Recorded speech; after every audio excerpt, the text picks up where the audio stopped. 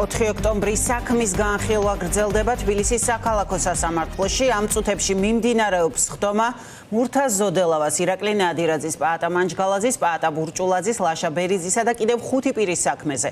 ბრალდებულთა ნაწილის ხდომას ესწრება, პროცესი დასკვნით ეტაპზეა.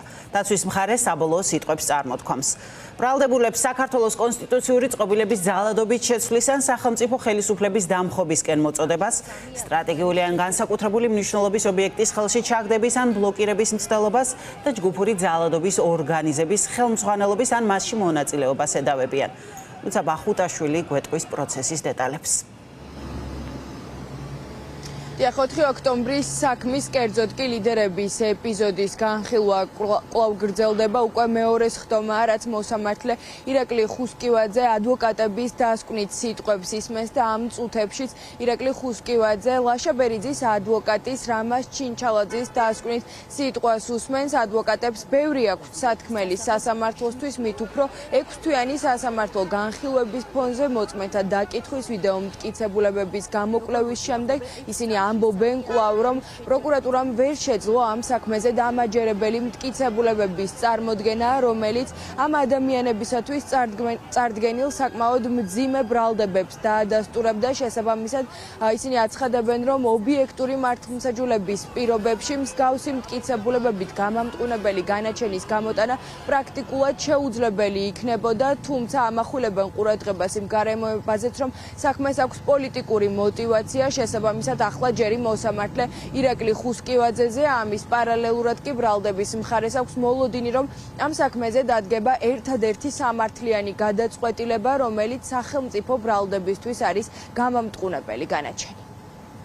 მიმდინარე სისხლის სამართლის საქმიდან გამოყოფილი არის და ცალკე წარმოებად რამდენიმე სისხლის სამართლის საქმე მიმდინარეობს და მათ შორის როგორც თქვენ უკვე აღნიშნეთ დაკავებული გახლავთ პირი, ასევე გამოყოფილი გახლავთ სისხლის სამართლის საქმე, რადგან ასევე გრძელდება გამოძიება შესაბამისად ნებისმიერი პირის დამატებით იდენტიფიცირების შემთხვევაში მყისიერი სამართლებრივი რეაგირება გვექნება. პირდაპირ გამოძიების ინტერესი გახლავთ, რომ მოგვეპოვებინა სრულყოფილი ვიდეო მასალები, რომლებიც ასახავდა ბრალდებულთა მიერ განხორციელებულ დანაშაულებრივ ქმედებებს. შესაბამისად, დაცვის მხარე ვერ იტყვის იმას, რომ ბრალდების მხარემ არ მოიძია ან არ მოიპოვა რაიმე სახის ვიდეო ჩანაწერი, რამე თუ ძალიან ბევრი კადრი ყველა რაკურსით არის ამოღებული, რომელიც ნათლად ასახავს ყველა მხრიდან ჩადენილ მოქმედებებს. ირაკლი ჩურკიასთან მიმართებით არ დადგინდა არაფერი, არ არსებობს მოწმე, რომელიც არათუ იმას იტყოდა, რომ ირაკლი ჩურკიამ დანაშაული ჩაედინა, არამედ ზოგადად იტყოდა, რომ ირაკლი ჩურკია იქ იყო. მე არ გულისხმობ თქვენ ჰაბიტოსკოპის ექსპერტებს და გამოძიებას მოწმე არ არის, ვინც იტყოდა, რომ ირაკლი ჩურკიამ რაიმე დააშავა. არ არის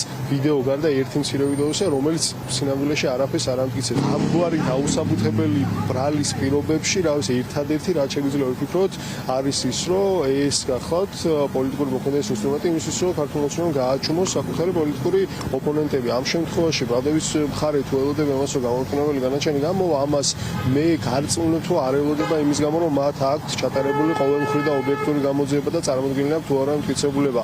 ამას შეიძლება სხვა ბევრი მიზეზი გამოეუდის. დაცვის მხარემ გავაანალიზეთ, შევისწავლეთ და შევაჯამეთ გამოძიების დროს მოპოვებული და სასამართლოში გამოკვლეული მტკიცებულებები. არც ერთი ფაქტი, არც ერთი გარემოება არ ადასტურებს ლაშა ბერიძის ბრალეულობას. მხოლოდ და მხოლოდ კადრი იმის შესახებ, რომ ჩვენ ვართ აქციის ორგანიზატორი, არ ნიშნავს დანაშაულის ორგანიზატორს. აქციის ორგანიზატორობა არ ნიშნავს ჯგუფური დანაშაულის, ჯგუფური ძალადობის ხელმძღვანელობასა და ორგანიზებას და აქციის ორგანიზატორობა არ ნიშნავს სტრატეგიული ობიექტის ხელში ჩაგდების მცდელობას. ჩვენს დაცვის ქვეშ ყოფს არაერთხელ წაერთვა და შეეზღუდა სამართლიანი სასამართლოს განხილვის უფლება, მიუხედავად ჩვენი არაერთი მცდელობისა, რომ თავად დასწრებოდა მის წინააღმდეგ გამართულ პროცესებს, რატომღაც სასამართლომ არ მიიჩნია საჭიროდ, რომ ჩართულიყო ბატონი ირაკლი ჩაიშმელაშვილი მის პროცესებში. რაც შეეხება დასკვნით სიტყვას, დღეს ვიტყვი დასკვნით სიტყვას, დეტალურად მაქვს აღწერილი მოწმედაჩვენებები, ვიდეოების შეფასებები, აბსოლუტურად ყველა ის ფრაზა, რომელიც მოწმეებმა გააჟღერეს, რამდენად დასტურდება ბატონი ირაკლის მიერ ჩადენილი ის დანაშაული, რომელსაც მათ პროკურატურა ედავება, დღეს დასკვნით სიტყვაში ვიტყვით. 4 ოქტომბრის საქმეზე სამართალწარმოება რამდენიმე ეპიზოდად მიმდინარეობს. ჯერჯერობით არც ერთ ჯგუფთან მიმართებით მოსამართლეებს გადაწყვეტილებები არ გამოუცხადებიათ. დიდი ალბათობით სწორედ ლიდერების საქმე იქნება პირველი, რომელზეც გადაწყვეტილება უნდა გამოაცხადოს მოსამართლე ირაკლი ხუსკივაძემ. დასკვნითი სიტყვების მიმდინარეობისას ამ ეპიზოდზე სხვა სასამართლოს ხტომები, რომელიც 4 ოქტომბერს უკავშირდება და სხვა პირებს გადადებული არის, ამ საქმეზე კი დიდი ალბათობით უახლოეს ხტომებში უკვე მოსამართლე ირაკლი ხუსკივაძე გადაწყვეტილებასაც გამოაცხადებს.